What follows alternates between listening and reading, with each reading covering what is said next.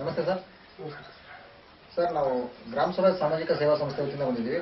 ನಮ್ಮ ಸಂಸ್ಥೆಯ ಮೂಲ ಉದ್ದೇಶ ಏನಂದ್ರೆ, ಗ್ರಾಮ ಪಂಚಾಯಿತಿಯ ಸದಸ್ಯರು, ಅಧ್ಯಕ್ಷರು, ಉಪಾಧ್ಯಕ್ಷರು ಏನು ಎಲೆಮರೆ ಕಾಯಿ ಥರ ಗ್ರಾಮೀಣ ಪ್ರದೇಶದಲ್ಲಿ ಹಲವಾರು ಕೆಲಸ ಕಾರ್ಯಗಳು ಮಾಡ್ತಾ ಜನಸೇವೆಯನ್ನು ಮಾಡ್ತಾ ಇರ್ತಾರೆ. ಆದರೆ ಅವರ ಮಾಹಿತಿ ಎಲ್ಲೂ ಬೆಳಕಿಗೆ ಬರ್ತಾ ಇರತಕ್ಕಂಥ ವ್ಯವಸ್ಥೆ ಇದೆ. ಅದನ್ನು ನಮ್ಮ ಸಂಸ್ಥೆಯ ಮೂಲಕ ಗ್ರಾಮ ಪಂಚಾಯಿತಿ ಸದಸ್ಯರು ಯಾರು ಮತ್ತು ಅವರ ಸಾಧನೆಗಳೇನು ಮತ್ತು ಅವರು ಎಷ್ಟು ಬಾರಿ ಚುನಾಯಿತ ಸದಸ್ಯರಾಗಿದ್ದಾರೆ ಮತ್ತು ಈ ಹಿಂದೆ ಯಾವ್ಯಾವ ಸಾಮಾಜಿಕ ಕ್ಷೇತ್ರಗಳಲ್ಲಿ ಕೆಲಸ ಕಾರ್ಯ ಮಾಡಿದ್ದಾರೆ ಅನ್ನೋದನ್ನು ಇಡೀ ರಾಜ್ಯಾದ್ಯಂತ ಗ್ರಾಮ ಸ್ವರಾಜ್ .in ಮೂಲಕ ತೋರಿಸ್ಕೊಡ್ತಕ್ಕಂಥ ಒಂದು ಕಾರ್ಯಕ್ರಮ ಮಾಡ್ತಾ ಇದ್ವಿ. ಮತ್ತು ಜಿಲ್ಲಾ ಮಟ್ಟದಲ್ಲಿ ಅವ್ರನ್ನ ಎಲ್ಲ ಪಂಚಾಯತ್ ಸದಸ್ಯರ ಒಂದು ಸಮಾವೇಶ ಮಾಡಬೇಕು ಅನ್ನೋ ಒಂದು ಆಚರಣೆ ಇಟ್ಕೊಂಡು ನಮ್ಮ ಸಂಸ್ಥೆ ಕಾರ್ಯನಿರ್ವಹಿಸ್ತಿದೆ. ಈ ಒಂದು ಕಾರ್ಯಕ್ರಮಕ್ಕೆ ಅಂತ ಈ ದಿನ ಹಾವೇರಿ ಜಿಲ್ಲೆ ಹಾನಗಲ್ ತಾಲೂಕು ಹಾನಗಲ್ ಹೋಬಳಿಯ ಅಕ್ಕಿವಳ್ಳಿ 1ನೇ ವಾರ್ಡ್ ಅರಳೇಶ್ವರ ಗ್ರಾಮ ಪಂಚಾಯಿತಿಗೆ ನೂತನವಾಗಿ ಸದಸ್ಯರಾಗಿ ಆಯ್ಕೆಯಾಗಿರತಕ್ಕಂಥ ಶ್ರೀಯುತ ಹನುಮಂತಪ್ಪ ನಿಂಗಪ್ಪ ಎಳ್ಳು ಆದ ಇವರು ನಮ್ಮ ಜೊತೆ ಇದ್ದಾರೆ. ಅವರಿಗೆ ಮತ್ತೊಮ್ಮೆ ನಮ್ಮ ಸಂಸ್ಥೆಯ ಪರವಾಗಿ ಸ್ವಾಗತವನ್ನು ಬಯಸ್ತಾರೆ. ಸರ್, ಈಗ ತಾವು ತಮ್ಮ ಪರಿಚಯವನ್ನ ಮತ್ತು ತಾವು ಮಾಡಿರ್ತಕ್ಕಂಥ ಕೆಲಸ ಕಾರ್ಯಗಳ ಬಗ್ಗೆ, ತಮ್ಮ ಹಿಂದಿನ ಯಾವುದೇ ರೀತಿಯ ಸಾಧನೆಗಳ ಬಗ್ಗೆ ಸ್ವಲ್ಪ ಹಂಚ್ಕೋಬೇಕಾಗಿ ಹೇಳ್ತಾರೆ. ಕ್ಯಾಮ್ರಾ ಜೋರಾಗಿ. ಸರ್, ನಾನು ಒಬ್ಬ ಸಾಮಾನ್ಯ ರೈತನ ಮಗ. ನಮ್ಮ ತಂದೆಯವರಿಗೆ 5 ಎಕರೆ ಜಮೀನು ಐತಿ. ನಮ್ಮ ತಂದೆಯವರು ಅವರು ಕೂಡ ಕುಸ್ತಿಪಟುವಾಗಿ ಇದ್ದಂಥವ್ರು. ನಮ್ಮ ತಂದೆಯವರು, ನಮ್ಮ ದೊಡ್ಡಪ್ಪರು, ನಾವು ನಮ್ಮನ್ನು ಸಹಿತ ಅವರು ಜನರು ಕೂಡ ಹೆಚ್ಚು ಪ್ರೀತಿಸ್ತಾ ಇದ್ರು, ಗೌರವಿಸ್ತಾ ಇದ್ರು. ನಾವು ಒಳ್ಳೆಯ ರೀತಿಯಿಂದ ಕುಸ್ತಿ ಆಡ್ತಾ ಬಂದ್ವಿ. ಜಿಲ್ಲಾ ಉಸ್ತುವಾರಿ ಸಚಿವರಾಗಿರ್ತಕ್ಕಂಥ ಸನ್ಮಾನ್ಯ ತಹಸೀಲ್ದಾರ್ ಸಾಹೇಬರು ನಮ್ಮನ್ನ ರಾಷ್ಟ್ರ ಮಟ್ಟದ ಕುಸ್ತಿ ಸ್ಪರ್ಧೆಗೆ ಹೋಗೋದಕ್ಕೆ ಪರಿಚಯ ಮಾಡಿಸ್ಕೊಟ್ರು. ನಾನು ಬೆಂಗಳೂರಿನಲ್ಲಿ 1 ತಿಂಗಳ ತರಬೇತಿಯನ್ನು ಒಂದು ಸ್ಟೆಪ್ನಲ್ಲಿ ಪಡೆದು ರಾಷ್ಟ್ರ ಮಟ್ಟದ ಕುಸ್ತಿ ಸಾಂಗ್ಲಿ ಕ್ರೀಡಾಂಗಣದಲ್ಲಿ ಆಯಿತು. ಮಹಾರಾಷ್ಟ್ರ ಜಿಲ್ಲೆ ಸಾಂಗ್ಲಿಯಲ್ಲಿ. ಮಹಾರಾಷ್ಟ್ರದಲ್ಲಿ ನಾವು ರಾಜ್ಯ ಮಟ್ಟದಲ್ಲಿ ಕೂಡ ಮೈಸೂರು ಇನ್ನೂ ಹಲವಾರು ಕಡೆಗೆ ಕುಸ್ತಿ ಆಡಿದ್ವಿ. ನಮ್ಮ ಕರ್ನಾಟಕದ ಮೈಸೂರು ದಸರಾ ಕುಸ್ತಿ ಪಂದ್ಯದಲ್ಲಿ ಇನ್ನು ಅನೇಕ ಕಡೆಗೆ ನಾವು ಹಳ್ಳಿಗಾಡಿನಲ್ಲಿ ಕೂಡ ಆಡಿದ್ವಿ.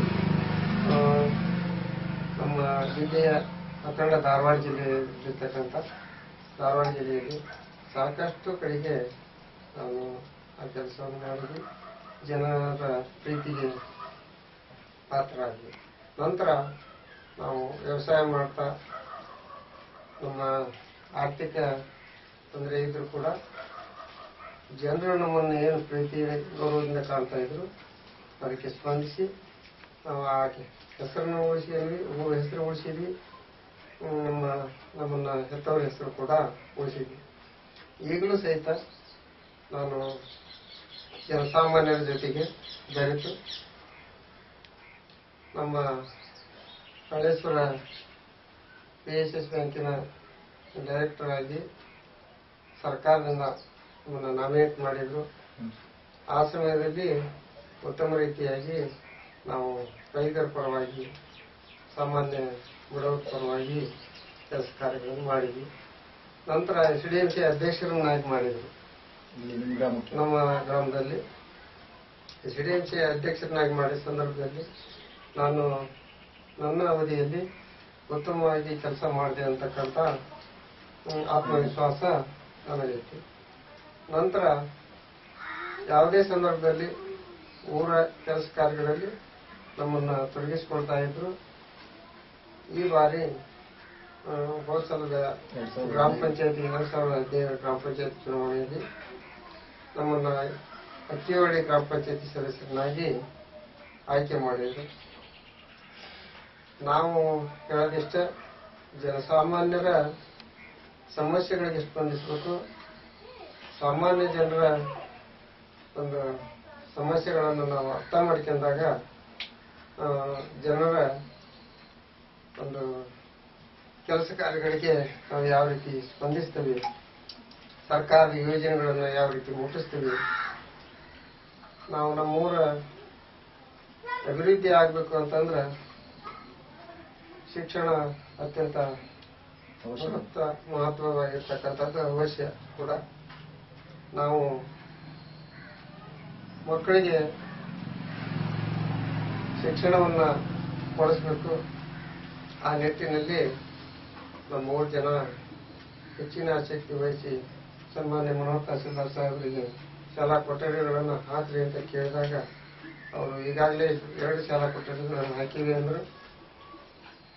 ಆ ಶಾಲಾ ಕೊಠಡಿಗಳ ನಿರ್ಮಾಣ ಆಗದೇ ಇರೋದ್ರಿಂದ ಬೇರೆ ಕಡೆಗೆ ನಮ್ಮ ಮಕ್ಕಳು, ನಮ್ಮ ಊರಿನ ಮಕ್ಕಳು ಬೇರೆ ಶಾಲೆಯತ್ತ ಮುಖ ಮಾಡ್ಯಾರ.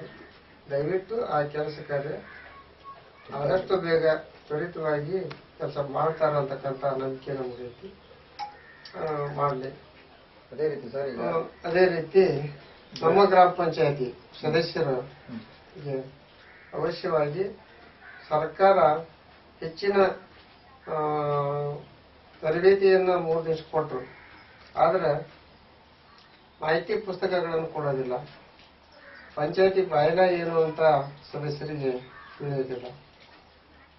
ಇವತ್ತು ಅಧಿಕಾರಿಗಳು ಕೆಲಸ ಮಾಡ್ತಾರ ಅಂತಂದ್ರೆ ಅವ್ರಿಗೆ ಕೇಳಿದಂಗೆ ಕೆಲಸ ಮಾಡಕ್ ಹೋದ್ರೆ ನಮಗೆ ಅದರ ಬಗ್ಗೆ ಸದಸ್ಯರಿಗೆ ಮೊದಲು ಅನುಭವ ಇರಬೇಕು.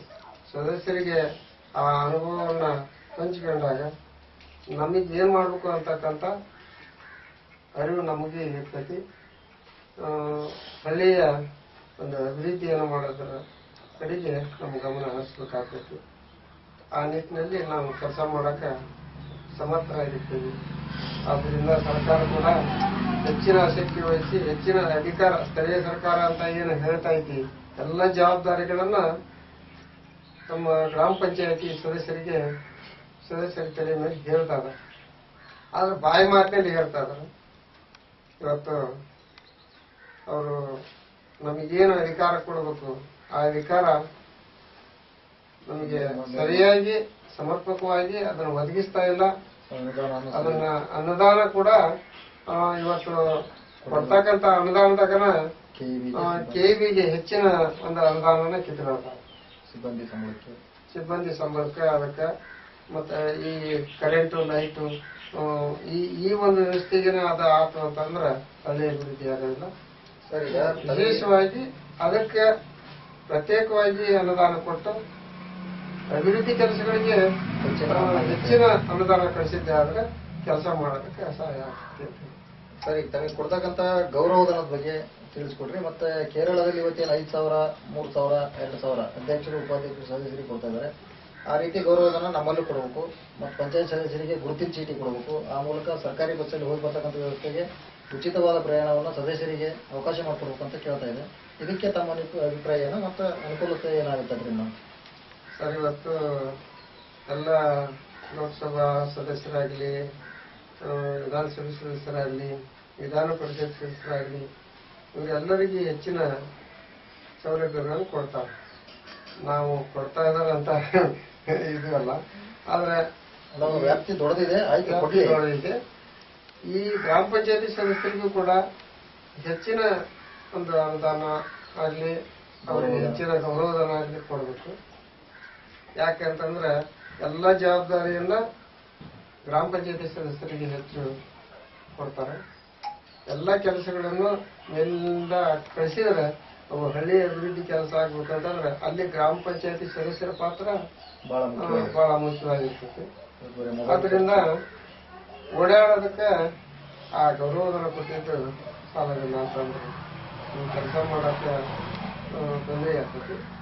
ಗುರುತಿನ ಚೀಟಿ ಅವಶ್ಯವಾಗಿ ಕೊಡಬೇಕು. ಯಾಕಂತಂದ್ರೆ ನಾವು ಯಾರು ಅಂತಾನೆ ಜನರಿಗೆ ಗೊತ್ತಿರೋದು, ನಮ್ಮ ಹಳ್ಳಿ ಜನರಿಗೆ ಮಾತ್ರ ಗೊತ್ತಿರ್ತದೆ. ನಾವು ಎಲ್ಲರ ಪ್ರಯಾಣ ಮಾಡಬೇಕು ಅಂತಂದ್ರೆ ಕೂಡ ನಮಗೆ ದೂರ ಪ್ರಯಾಣಕ್ಕೆ ತೊಂದರೆ ಆಗ್ತದೆ.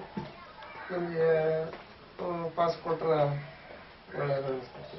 ಯಾರೋ ಒಬ್ಬ ಫಲಾನುಭವಿಯನ್ನು ಕರ್ಕೊಂಡು ಹೋದ್ರೆ ನಮ್ಮ ಖರ್ಚಾದ್ರೂ ನಾವು ಕಡಿಮೆ ಮಾಡಬೇಕು. ಸರಿ ಸರ್, ಈಗ ತಮ್ಮ ಮುಂದಿನ ಕೆಲಸ ಕಾರ್ಯಗಳನ್ನ ಏನೇನು ಮಾಡಬೇಕು ಅಂತೇಳಿ ಒಂದು ಆಸೆಯನ್ನ ಇಟ್ಕೊಂಡಿದ್ದೀರಿ, ಅದು ಕೈಗೂಡುತ್ತೆ ಅನ್ನೋ ಒಂದು ಭರವಸೆ ನಿಮಗೆ ಇದೆಯಾ ಪಂಚಾಯತ್ ವ್ಯವಸ್ಥೆ ಒಳಗೆ? ಇವತ್ತು ನಮ್ಮ ವಿಧಾನಸಭೆ ಸದಸ್ಯರು, ವಿಧಾನ ಪರಿಷತ್ ಸದಸ್ಯರು, ಇವತ್ತು ವಿಧಾನ ಪರಿಷತ್ ಸದಸ್ಯರನ್ನ ನಾವು ಆಯ್ಕೆ ಮಾಡ್ತೀವಿ. ಗ್ರಾಮ ಪಂಚಾಯತಿ ಸದಸ್ಯರ ಮುಖಾಂತರ ಆಯ್ಕೆ ಮಾಡ್ತಾರೆ. ಅವರಿಗೆ ಇವತ್ತು ವಿಧಾನಸಭೆ ಸದಸ್ಯರಿಗೆ ಎಷ್ಟು ಯಾವ ರೀತಿ ಕೊಡ್ತಾರೋ ಅದೇ ರೀತಿ ಅವರಿಗೆ ಅನುದಾನ ಕೊಡ್ತಾರೆ. ಆ ಅನುದಾನ ಸಮರ್ಪಕವಾಗಿ ಬಳಕೆ ಆಗಬೇಕು ಅಂತಂದ್ರೆ ನಮ್ಮ ಗ್ರಾಮ ಪಂಚಾಯತಿ ಮುಖೇನ ಅವರು ಆಯ್ಕೆ ಮಾಡಬೇಕು. ಏನು ಕೆಲಸ ಮಾಡಬೇಕು, ಯಾವ ಗ್ರಾಮ ಪಂಚಾಯತಿ ವ್ಯಾಪ್ತಿಯೊಳಗೆ ಯಾವ ಕೆಲಸ ಕಾರ್ಯಗಳು ಮಾಡಬೇಕು, ಆ ಗ್ರಾಮ ಪಂಚಾಯತಿ ಅಧ್ಯಕ್ಷರು, ಉಪಾಧ್ಯಕ್ಷರು, ಸದಸ್ಯರ ಅಭಿಪ್ರಾಯಗಳನ್ನು ತಿಳ್ಕೊಂಡು ಮಾಡಿದ್ರೆ ಸೂಕ್ತ ಅಂತ ನಾನು ಹೇಳ್ತೇನೆ. ಸರ್, ಈ ರೀತಿಯಾಗಿ ನಮ್ಮ ಸಂಸ್ಥೆ ಪಂಚಾಯತ್ ಸದಸ್ಯರನ್ನ ಮನೆ ಭೇಟಿ ಮಾಡಿ ಅವರ ಸಾಧನೆಗಳನ್ನ ಮತ್ತು ಅವರ ವಿಚಾರಧಾರೆಗಳನ್ನ ಏನು ವಿಡಿಯೋ ಸಂದರ್ಶನ ಮಾಡೋದ್ರ ಮೂಲಕ ಇಡೀ ರಾಜ್ಯಾದ್ಯಂತ ಬಿತ್ತರಿಸ್ತಕ್ಕಂಥ ಒಂದು ಕಾರ್ಯಕ್ರಮ ಮಾಡ್ತಾ ಇದೆ ಇಂಟರ್ನೆಟ್ ಮೂಲಕ. ಇದಕ್ಕೆ ತಮ್ಮ ಅಭಿಪ್ರಾಯ ಏನಂತ ಹೇಳಿ? ಇದು ಒಳ್ಳೆ ಕಾರ್ಯಕ್ರಮ ಸರ್. ಗ್ರಾಮ ಪಂಚಾಯತಿ ಸದಸ್ಯರು ಯಾರು ಏನು ಅನ್ನೋದು ಯಾರಿಗೆ ಗೊತ್ತಿರಲಿಲ್ಲ. ಬಹಳಷ್ಟು ಜನರಿಗೆ, ನಮ್ಮ ಹಳ್ಳಿ ಜನರಿಗೆ ಗೊತ್ತಿರ್ತೈತಿ, ನಮ್ಮ ಪಂಚಾಯತಿಗೆ ಗೊತ್ತಿರ್ತೈತಿ. ಹೊರಗೆ ಎಲ್ಲರಿಗೂ ಪರಿಚಯಿಸ್ತಕ್ಕಂಥ ಕಾರ್ಯಕ್ರಮ ಅತ್ಯಂತ ಉತ್ತಮವಾಗಿರ್ತಕ್ಕಂಥ ಕಾರ್ಯಕ್ರಮ. ಈ ಕಾರ್ಯಕ್ರಮದಿಂದ ಗ್ರಾಮ ಪಂಚಾಯತಿ ಸದಸ್ಯರ ಸಂಕಷ್ಟಗಳು ಏನು, ಜನಸಾಮಾನ್ಯರ ಕೆಲಸ ಕಾರ್ಯಗಳನ್ನು ಅವ್ರು ಏನು ಮಾಡಬೇಕು, ಯಾವ ರೀತಿ ಮಾಡಬೇಕು ಅಂತಕ್ಕಂಥದ್ದನ್ನು ಬೆಳಕಿಗೆ ತರ್ತಕ್ಕಂಥ ಕಾರ್ಯಕ್ರಮ ಈ ಕಾರ್ಯಕ್ರಮ ಮಾಡ್ತೈತಿ. ಇದೇ ರೀತಿ ಹೆಚ್ಚಿನ ಒಂದು ಆಸಕ್ತಿ ವಹಿಸಿ ನೀವು ಯಾವ ರೀತಿ ಕೆಲಸ ಮಾಡ್ತೀರಿ ಅದಕ್ಕೆ ನಾವು ಕೂಡ ಹೆಚ್ಚಿನ ಸಹಕಾರ ಕೊಡ್ತೀವಿ ಅಂತಕ್ಕಂಥ ಮಾತನ್ನು ಈ ಸಂದರ್ಭದಲ್ಲಿ. ಈ ರೀತಿಯಾಗಿ ತಮ್ಮ ಅನಿಸಿಕೆ ಅಭಿಪ್ರಾಯವನ್ನ ಹಾಗೂ ತಮ್ಮ ಹಲವಾರು ಸಾಧನೆಗಳನ್ನ ನಮ್ಮೊಂದಿಗೆ ಮುಕ್ತವಾಗಿ ಹಂಚಿಕೊಂಡಿರ್ತಕ್ಕಂಥ ಶ್ರೀಯುತ ಹನುಮಂತಪ್ಪ ನಿಂಗಪ್ಪ ಎಳ್ಳೂರ ಇವರಿಗೆ ನಮ್ಮ ಪಂಚಾಯತಿ, ನಮ್ಮ ಗ್ರಾಮ ಸ್ವರಾಜ್ ಸಾಮಾಜಿಕ ಸೇವಾ ಸಂಸ್ಥೆ ವತಿಯಿಂದ ಒಂದು ಅಭಿನಂದನಾ ಪತ್ರವನ್ನು ಕೊಡೋದ್ರ ಮೂಲಕ ಅವ್ರನ್ನ ಅಭಿನಂದಿಸ್ತಿದ್ವಿ. ಅವರಿಗೆ ಧನ್ಯವಾದಗಳನ್ನ ಸಹ ಹೇಳ್ತಾ ಇದ್ದೀವಿ.